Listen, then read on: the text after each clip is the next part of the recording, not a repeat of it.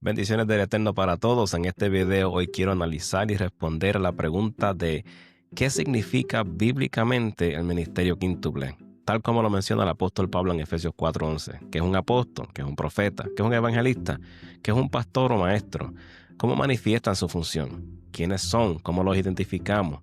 ¿Qué autoridad o jurisdicción tienen dentro de la iglesia? ¿Cuáles son sus palabras griegas para estos términos? Además, quizás estés tratando de descubrir qué rol o posición desempeñas en la iglesia y tal vez sientas el llamado a alguno de estos ministerios. Y si te interesa comprender mejor lo que dice la Escritura, acompáñame en este video porque vamos a examinar qué específicamente es el ministerio quíntuple y cuál es su función dentro de la iglesia. Así que no cambies ese canal, que regresamos ahora.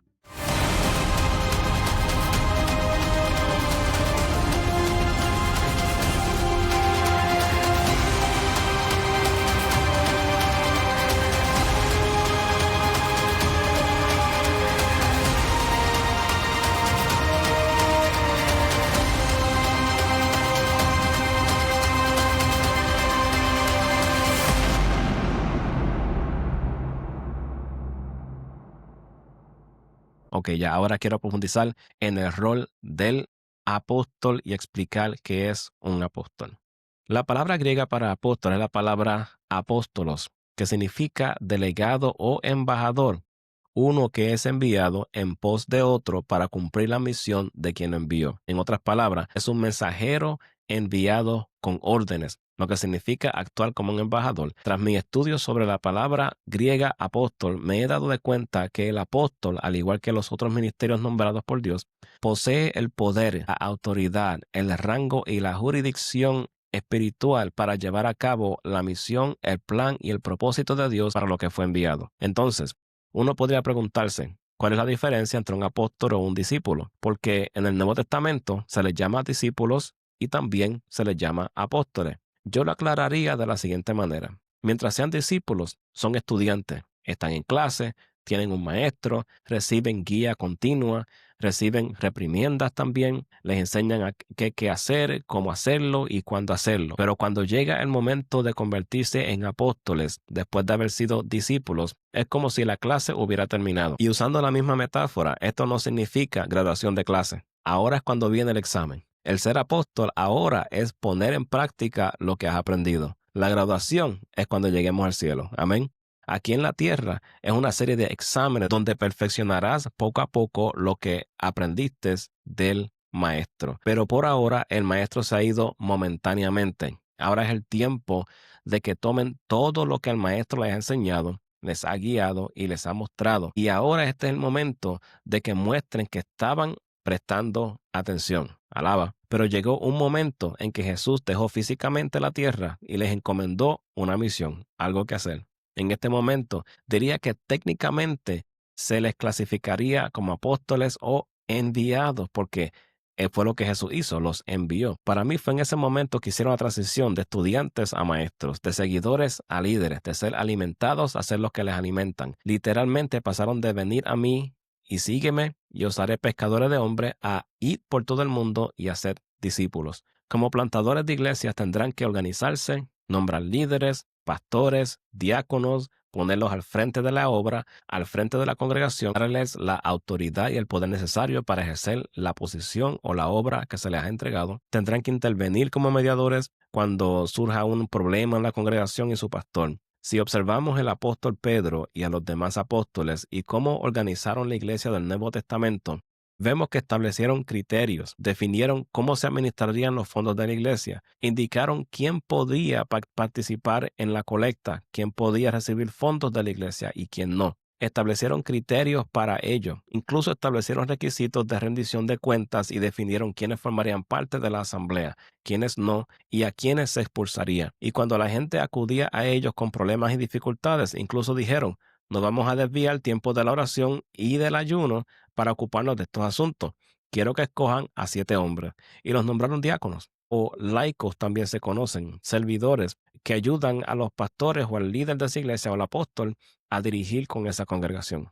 Cuando pienso en un apóstol o un misionero, normalmente están a cargo de todo un país o una región entera y por lo tanto son responsables de muchas iglesias y congregaciones bajo su mando. No solo tienen la responsabilidad de implementar toda la organización y la red congregacional, sino que también tenían que asegurarse de que todos los pastores, diáconos y demás estén en sus puestos y de que existía una red de normas, estatutos, restricciones y organización para que todos rindan cuentas y no haya desorden. Además, contaban con el poder de Dios obrando con ellos, porque, como vemos en el Nuevo Testamento, donde los apóstoles iban acompañados de señales, prodigios y milagros. Dice la palabra que su sombra proyectada sobre una persona lo sanaba. Y a veces se quitaban prendas de sus cuerpos o otros tipos de artículos de vestimenta y les enviaban a otra persona y al tocar esa prenda la persona sanaba instantáneamente. La Biblia dice en 2 Corintios 12:12, en verdad las señales de un apóstol se realizaron entre vosotros con toda paciencia mediante señales, prodigios y milagros. Por lo tanto, algunos podrían decir, bueno, solo 12 discípulos fueron convertidos en apóstoles.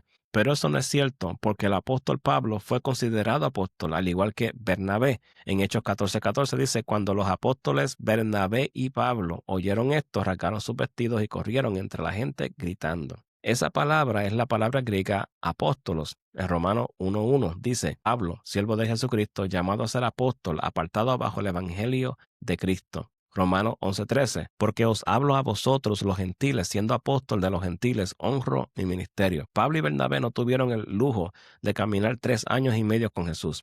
Y algo que les diría acerca de los apóstoles es que cuando recibieron la orden de ir, ya no se quedaron sentados en su casa. Cuando Jesús les dijo, id por todo el mundo, obedecieron y dice la palabra que fueron, salieron del edificio, salieron de sus casas y salieron a la calle. Caminaron por las carreteras, entraron en los mercados, visitaron otras ciudades vecinas, y no quiero extenderme en todos los lugares a los que fueron los 12 discípulos o apóstoles en particular, pero si leen la historia de la iglesia y algunos relatos de sus viajes, verán que estaban bien dispersos por todo el país. Recorrieron a Asia Menor, recorrieron a Europa, fueron a Grecia, fueron a Italia, fueron a Roma, recorrieron el imperio asirio y babilónico, la región de Mesopotamia, y algunos incluso llegaron hasta la India. Lo que quiero decir es que un apóstol no solo es llamado, sino que realmente es enviado. Y no solo enviado, sino que cuando son enviados responden con sus acciones y sí, porque hay diferencia entre los llamados y los escogidos. La palabra dice que muchos son llamados, pero pocos los escogidos. Y si hacen un estudio de las palabras, se darán cuenta que los escogidos son seguidores de Jesús. Palabra clave, seguidores. Los que oyen y le siguen. Los que lo escuchan y le obedecen. Estos son los enviados, y los enviados porque son los que no tienen problema con ir y responder al llamado y lanzarse por fe. Los apóstoles fueron enviados de Dios, y cuando llegan a estos respectivos lugares, comienzan a establecer y a construir iglesia, lo que llamamos plantar una iglesia en el día de hoy. Establecían la gobernanza, normas, reglamentos, estatutos y rendición de cuentas, etc. Empiezan a nombrar líderes y ponen en marcha toda la obra, porque normalmente la construyen desde cero. Van a un lugar donde ni siquiera hay un creyente, y para cuando terminen en su tiempo allí, en esa ciudad, ya hay una iglesia establecida con pastor, diáconos, organización y una congregación en pleno funcionamiento. Luego van al siguiente lugar, porque son apóstoles, y siguen plantando iglesia. Esto es lo que hace un apóstol y lo que lo pone aparte y lo diferencia entre los demás llamados ministerios quíntuples. Normalmente son plantadores de iglesia y son personas que tienen un don para la organización y la estructura, porque ese es el don que Dios le ha dado para poder funcionar en la obra que Dios le ha entregado. Seguimos con el siguiente, y es el profeta. Y aquí nos vamos a estacionar también, porque estos son importantísimos. Estos dos llamados son increíblemente importantes. La palabra griega para el profeta es la palabra profetéis, y significa uno que habla por otro. También se conocían como poetas, ya que para los griegos los poetas eran influenciados por los dioses. Por lo tanto, un profeta es aquel que recibe una palabra para ser anunciada públicamente. También tenía la responsabilidad de predecir eventos futuros, exhortar, reprender y advertir a individuos o naciones como embajador de Dios e intérprete de su voluntad para los hombres. En hebreo tiene una definición similar. En el Viejo Testamento se le llamaban nabií y significa el inspirado. Pero quiero que noten esto según el diccionario bíblico de estudio. Se dice que esta palabra griega, profetéis, también se usa para referirse a cualquier amigo de Dios a quien Él le revela su voluntad, como lo hizo con Abraham. Lo menciono porque esta palabra griega no solo habla de alguien que predice eventos o trae juicio y los mandamientos de Dios y dice, así ha dicho Jehová, sino que también se usa para describir a alguien que, siendo amigo de Dios, recibe guía del Señor, una palabra de corrección para otro, o que recibe una palabra profética, una declaración, una unción o una palabra ungida. Y al hablar de profetas, quiero que piensen en los profetas del Antiguo Testamento, porque vemos muchas veces que un profeta de Dios tenía un sueño, tenía una visión, tenía una revelación o un entendimiento profundo, o invocaba fuego del cielo. Podía haber muchas señales, prodigios y milagros, pero eso se debía a que eran profetas de Dios y tenían una palabra profética. Y cuando leo el Antiguo Testamento, no solo pienso en personas como Abraham, sino que también pienso en personas como Elías, que hacía descender fuego del cielo, o Eliseo, que resucitaba a los muertos, o Jonás, que fue al imperio asirio y habló con la ciudad de Nínive diciéndoles, más le vale que se arrepientan o morirán en 40 días. Algo que no es fácil. Pienso también en David, que fue profeta y poeta también, de hecho. Y ya que estoy hablando del profeta, quiero repasar brevemente un par de palabras hebreas y darle sus definiciones para aclarar algunas cosas. Una de las palabras hebreas para el profeta que ya le di es la palabra naví, que significa portavoz inspirado. Otra palabra hebrea es ra'á, que significa vidente, significa mirar, ver, percibir, observar, vigilar o contemplar. Otra palabra hebrea es oseí, significa observador en una visión. Es un vidente también, o un tipo de vidente. Y hay una diferencia entre un profeta y un vidente también, la cual hablaremos en otro podcast porque alargaríamos este demasiado. Continuando con el tema del profeta, al examinar la Biblia, verán que a menudo estos personajes hablan de parte de Dios a líderes, a congregaciones, asambleas enteras y a naciones en cuanto a la voluntad de Dios y qué hacer para poder cumplirla. Ungían a reyes para que fuesen reyes, derrocaban a reyes si fuese necesario por mandato de Dios. Eran hombres que proclamaban la palabra del Señor diciendo, así dice el Señor, más le vale que se pongan las pilas y que se pongan a servirle al Señor o vendrá juicio sobre ustedes. Y una diferencia importante también entre un profeta y un pastor es que al estudiar la Biblia verán que normalmente el profeta ha estado con el Señor, ha recibido una palabra del Señor y se la transmite al pueblo. En cambio, el pastor ha estado con el pueblo y se dirige al Señor en nombre del pueblo. Son personas también que interceden en pos del pueblo. Y esta función la vemos en la vida de un personaje que todos conocemos y es la vida de Moisés. Moisés fue mediador entre Dios y el pueblo. ¿Por qué? Porque fue profeta, pero también fue pastor. Y no es raro ver que un pastor también sea el profeta de su congregación o una persona que opere en ese don, porque constantemente habla de parte de Dios domingo tras domingo en sus mensajes. Y hago paréntesis para dar un consejo. Si su congregación opera en el ministerio quíntuple, es necesario que establezcan órdenes de función que mejor se adapte a su cultura de iglesia. El pastor, por lo general, es visto como el ángel de la iglesia, como la figura paternal más alta en la congregación. Por lo tanto, si existe un profeta, y en nuestro contexto tenemos varias personas con ese llamado que operan también en ese don profético, es buena idea que si tales personas reciben una palabra de Dios para el pueblo, que tal persona o profeta comunique esto con los pastores primero. Esto no se trata de ego, mis amados, ni es una competencia para ver quién tiene más autoridad. Se trata de orden y organización. Normalmente, cuando un profeta tenía una palabra para una nación, iba hacia el rey de tal nación. Lo vemos con los profetas Natán, Jeremías, Isaías, Jonás, Daniel, Elías, Eliseo, para nombrar algunos.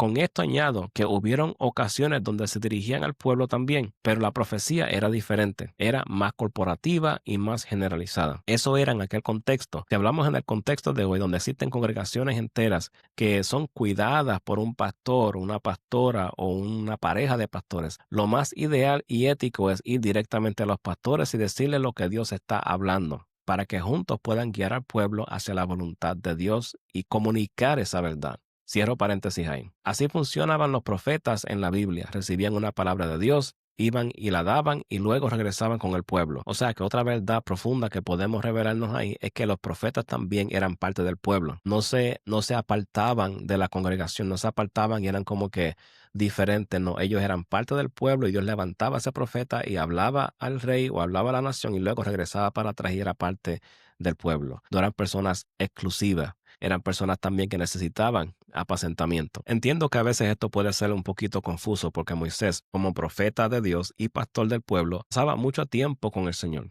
recibiendo su palabra y transmitiéndola a su pueblo. Pero también se observa que debía alternar entre sus funciones, ya que tenía que dedicar tiempo a la organización diaria del tabernáculo, los sacrificios, las instrucciones, etcétera, etcétera. Les daba ordenanzas, les enseñaba a gobernar, les planteaba desafíos y decía sobre asuntos importantes, actuaba como juez, les daba todo esto y les indicaba en cuanto a qué es lo que tenían que hacer.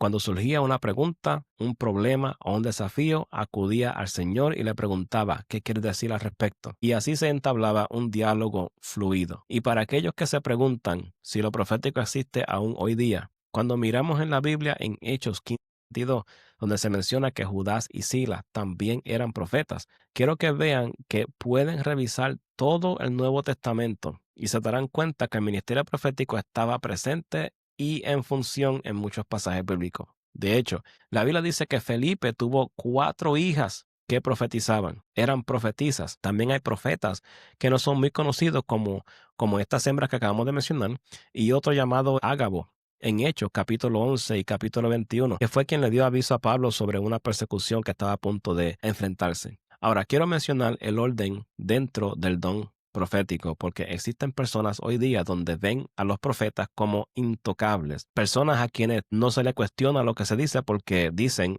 así dice Jehová. Y la palabra también habla de falsos profetas, así que no todo el que dice la frase, así dice Jehová, está hablando de parte de Dios. En ocasiones está hablando bajo influencia de emociones, conocimiento personal, frustración o algún sentido falso de que Dios le está hablando cuando no es así. En la Biblia, un profeta no era profeta hasta que se cumplía lo que profetizaba. Y cuando profetizaba, era prácticamente una sentencia de muerte segura. ¿Por qué? Porque si la palabra del profeta no se cumplía, lo mataban. Hoy en día, estamos protegidos de esto y por esta razón es que vemos el desorden que vemos hoy día en cuanto a los profetas. Los digo porque no hay que indagar mucho para percibir a un falso profeta. Y lo triste es que estos tipos de personas son bien, pero bien influenciales. La palabra dice que si fuese posible, hasta los escogidos se engañarían. No es cosa fácil. Estamos hablando de personas que son tan influenciales, tienen una carisma que es fácil de caer bajo su engaño. Y como nadie los cuestiona, nadie los investiga, el pueblo por lo general simplemente los sigue,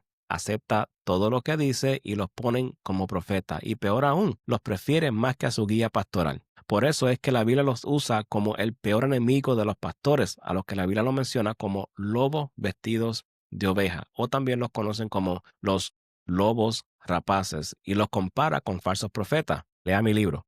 Tengamos cuidado de quién estamos recibiendo palabras proféticas, porque desafortunadamente ese es el pan diario de muchas personas, personas que no leen su Biblia, no llevan una vida de oración, pero se pasan buscando de quién les profetice. Amado, les doy otro consejo bíblico. La primera palabra profética es la palabra de Dios, la Biblia, y todo es filtrado a través de ella. Un profeta debe de ser una persona que conoce bien la palabra de Dios, su Biblia. El pueblo de Dios deben de conocer bien la palabra de Dios. Por esto es importante el rol del pastor y el maestro. Y posiblemente la razón por qué los falsos profetas se convierten en los peores enemigos de los pastores y maestros, porque luchan en contra de que el pueblo conozca la verdad. Si los profetas pueden atraer a la gente hacia ellos y se pueden hacer ver como más atrayentes que sus propios pastores, la gente va a cuestionar más lo que dicen los pastores sobre lo que está diciendo el profeta. Y ese es uno de los engaños más grandes de los lobos. Van a intentar de ir en contra de todo lo que tu pastor te diga.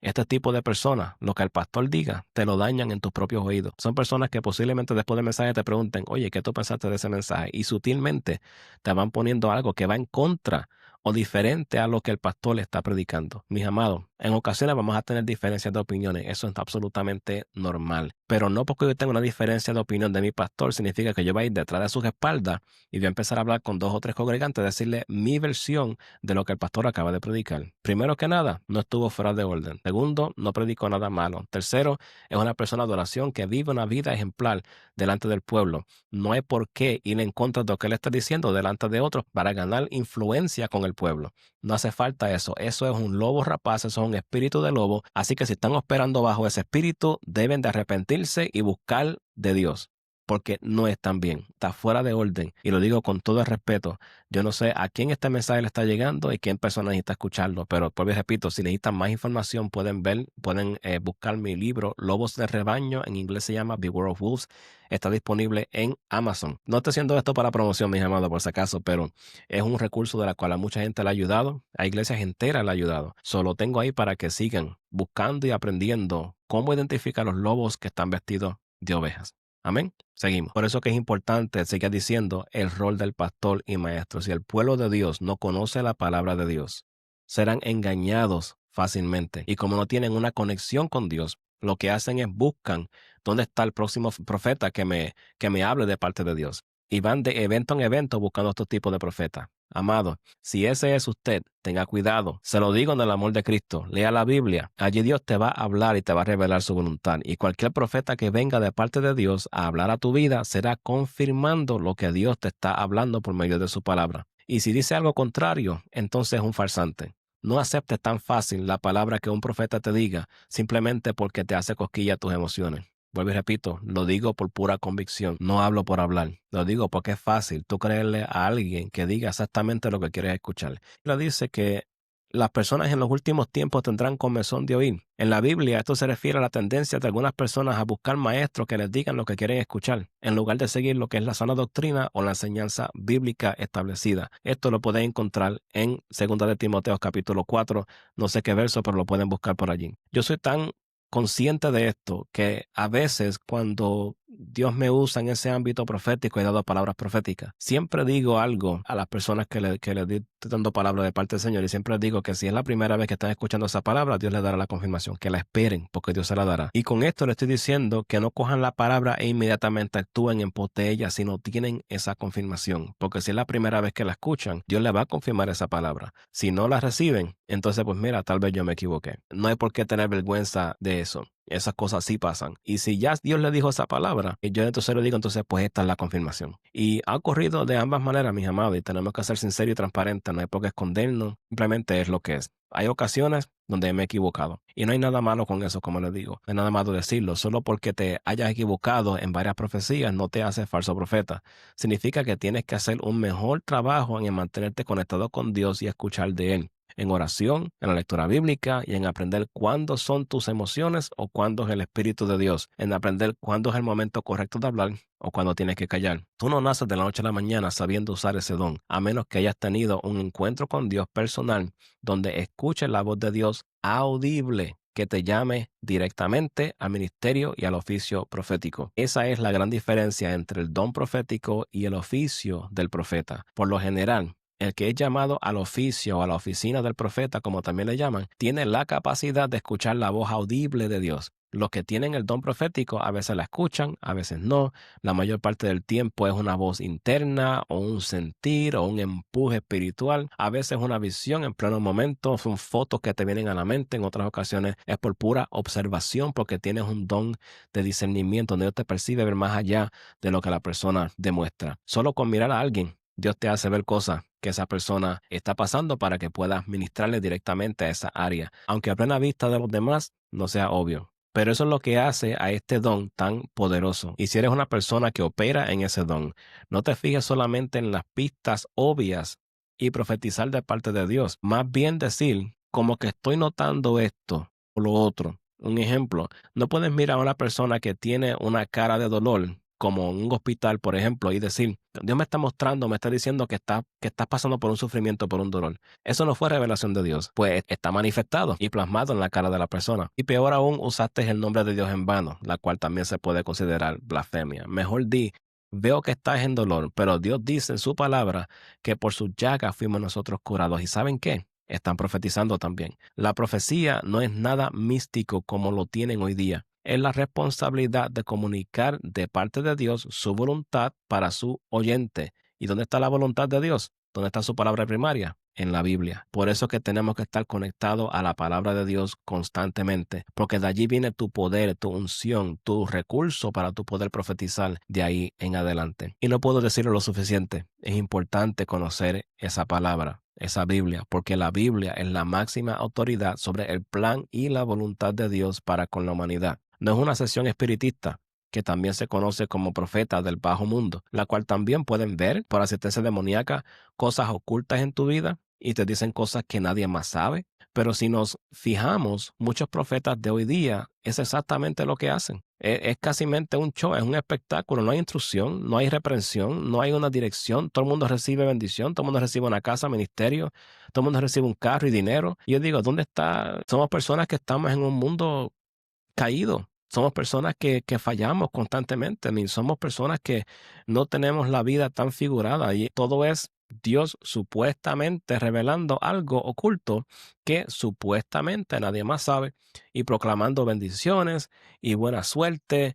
Y un verdadero profeta no lo hace de esa manera. La mayor parte del tiempo viene para arreglar una área en tu vida y por ende trae corrección e instrucción de cómo llegar nuevamente al lugar donde deben de estar con Dios. Los dije que aquí ni vamos a estacionar por unos instantes, amén. También, por esto es que el orden es absolutamente indispensable. Como dijo el apóstol Pablo consiguiente al tema, él dijo claramente que todo se haga decentemente y con orden, según 1 Corintios 14:40, lo cual coincide con un pasaje bíblico que quiero destacar para mostrarle algo muy interesante en cuanto al orden en lo profético. Un poquito antes del verso 40 que acabamos de leer, en el verso 29 dice, y le indica a los profetas lo siguiente, dice que hablen 2 o 3 profetas y que los demás juzguen. Y si algo se les ha revelado a alguno que está sentado cerca de ellos, que el primero entonces calle. La razón por la que menciono este versículo es porque la palabra en griego que es revelada allí, que describe lo que el profeta hace, es la palabra apocalipto, que significa quitar un velo o una cubierta, exponiendo a la vista lo que antes estaba oculto. También significa manifestando o revelando algo previamente secreto o desconocido. Si desean aprender a ser profetas, si desean comenzar a moverse en el ámbito profético, si desean recibir una unción profética, una palabra profética ungida de Dios en nombre de una congregación, una nación, alguien de su familia o alguien de su iglesia o comunidad, entonces les pediría que comiencen a orar por revelación, que comiencen a orar para que Dios les abra los ojos. Y creo que una de las mejores cosas que podrían hacer es ir al libro de Efesios capítulo 1, versículos 17 y 18 y comenzar a leer esa escritura diariamente, constantemente, todos los días, orando para que Dios les abra los ojos del entendimiento. Este pasaje claramente dice que Dios de nuestro Señor Jesucristo, el Padre de gloria, les dé espíritu de sabiduría y de revelación para que lo conozcan mejor, que les sean iluminados los ojos del entendimiento para que comprendan cuál es la esperanza a la que Él los ha llamado, cuáles son las riquezas de la gloria de su herencia para con nosotros. Este debe de ser el corazón del profeta, este debe de ser lo que consume al profeta constantemente, el corazón,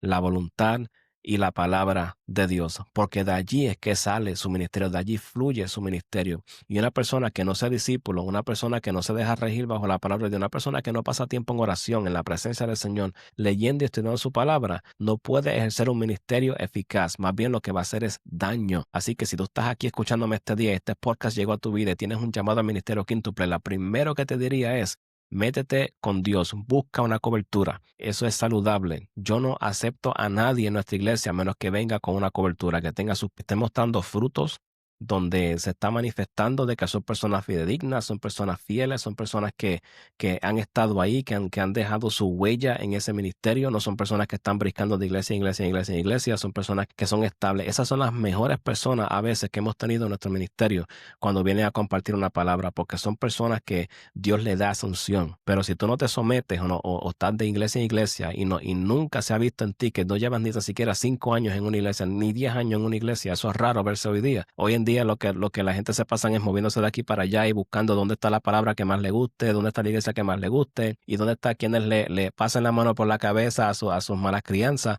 y se quieren lanzar al ministerio de esa manera, mis amados. Tengamos cuidado. Si tú tienes personas así y no los corriges, no los trae a la luz, lo que está es creando un mal hábito y estás empoderando esos tipos de comportamientos que son negativos, son comportamientos que no están bien, son comportamientos de desorden en la casa de Dios. Y nos toca a ti y a mí hacer la diferencia. Amén. Bueno, ese es todo el momento que tengo por hoy. Sintonízanos el lunes que viene, donde estaremos desambiguando los otros 3 ministerios, lo del pastor, lo del evangelista y lo de los maestros. Si este mensaje te impactó, no olvides de dejar un comentario aquí debajo, dale a like y comparte esto con tus amistades en las redes sociales. Bien, si no lo has hecho, suscríbete a este canal y activa la campanita de notificaciones porque cada semana comparto contenido que te desafiarán a crecer en tu fe. Como siempre, con respaldo bíblico. Nuevamente, mi nombre es Víctor, pastor visionario de Embajadores Church, del Ministerio Embajadores del Reino. Estamos localizados en la 13505 de la West 130 en North Royalton, en la misma esquina de la West 130 y la Royalton Road, en un centro comercial bajo el nombre Town Center Plaza, al lado del negocio Royal Tan. También estamos a solo 4 minutos del famoso South Park Mall en Strongsville. Así que si puedes ir al mall, también puedes ir a la iglesia. Amén. Mientras tanto, estamos orando por ustedes. Nos vemos aquí en la próxima en Atentamente Embajadores. Bendiciones.